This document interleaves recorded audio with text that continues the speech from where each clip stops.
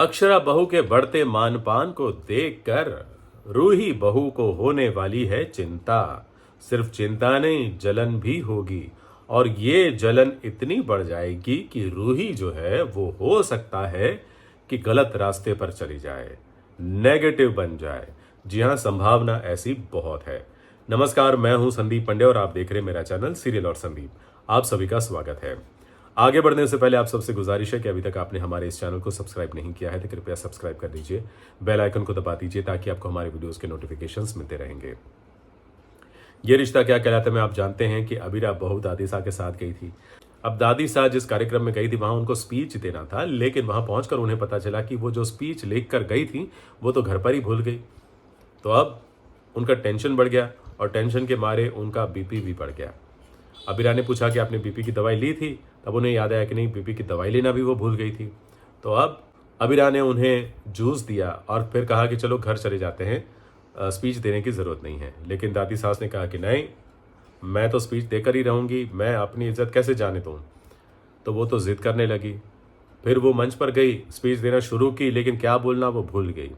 उन्हें याद नहीं आ रहा था और बीच बीच में चक्कर भी आ रहे थे। तो अबीरा ने एक आइडिया लगाया था। अपना एक ईयरफोन उसने दादी साहब के कान में दिया था और फिर वो फ़ोन में बोलती गई और दादी साहब उसे दोहराती रही और दादी साहब की स्पीच पूरी हो गई। और इस स्पीच में महिला उत्थान के लिए, महिलाओं को जो प्रोत्साहन मिलना चाहिए उसके लिए वो बड़ी बड़ी बातें कर रही थी। अब यही बातें अबीरा की जो है वो दादी साहब को खुश कर गई, क्योंकि अबीरा ने जो स्पीच बताई वो बोलकर दादी साहब ने वाहवाही लूट ली और कार्यक्रम में दादी साहब की इज्जत जो है वो बच गई। अब घर आने के बाद बहू को इनाम तो मिलना ही चाहिए था। तो इस बार सिर्फ टॉफी नहीं, उसके सामने बहुत बड़ा खजाना रख दिया, गहने, हार, गाड़ी, लैपटॉप, न जाने क्या क्या। लेकिन अबीरा ने मांगा क्या? चारू के लिए इंटर्नशिप। उसने बोला कि चारू को इंटर्नशिप करने का मौका देना चाहिए। अब दादी साहब को दोबारा गुस्सा आ गया है। अबीरा ने दादी साहब को दोगला दोबारा बोल दिया, मतलब सीधा नहीं, लेकिन हाँ, इशारा तो उसका उसी तरफ था। तो दादी साहब को और बुरा लग गया है और ज़्यादा बुरा इसलिए लगेगा क्योंकि अबीरा की सास यानी कि अरमान की माँ भी अबीरा का साथ देती हुई नजर आएगी। क्यों? क्योंकि अरमान ने अपनी माँ से वचन मांगा था कि आप भी चारू के लिए खड़ी रहिए और चारू के लिए इंटर्नशिप की मांग कीजिए, यानी कि इंटर्नशिप करने की छूट दादी साहब दे दे, ये आप मांगेंगी। तो अब सास बहू दोनों मिल गई हैं, तो ये देखकर दादी सास पिघलेगी या नहीं पिघलेगी, क्या चारू को इंटर्नशिप करने देंगी या नहीं देगी? हमारा अनुमान है कि दादी साहब मान ही जाएगी। आप क्या कहते हैं? आपके क्या विचार हैं? हमें लिखकर जरूर बताएं। और बात रूही की, तो रूही के लिए उसके बी नानू रिश्ता तो तय कर ही रहे हैं। जी हाँ, अपने प्यारे दोस्त के बेटे मानव के साथ।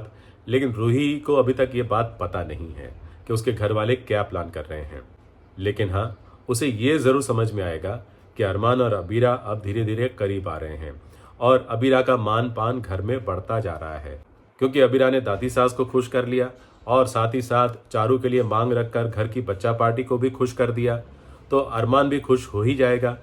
तो उन दोनों को खुशी से एक दूसरे के साथ टाइम स्पेंड करते हुए देखकर रूही की जलन बढ़ने वाली है। तो ये जलन आगे जाकर उसे नेगेटिव रास्ते पर ले जा सकती है। ये हमारा अनुमान है। आपका अनुमान क्या कहता है? हमें लिखकर जरूर बताएं। थैंक यू वेरी मच आज का ये वीडियो देखने के लिए। अच्छा लगा हो तो लाइक कीजिए, शेयर कीजिए अपने दोस्तों के साथ और हाँ, सब्सक्राइब करना मत भूलिएगा।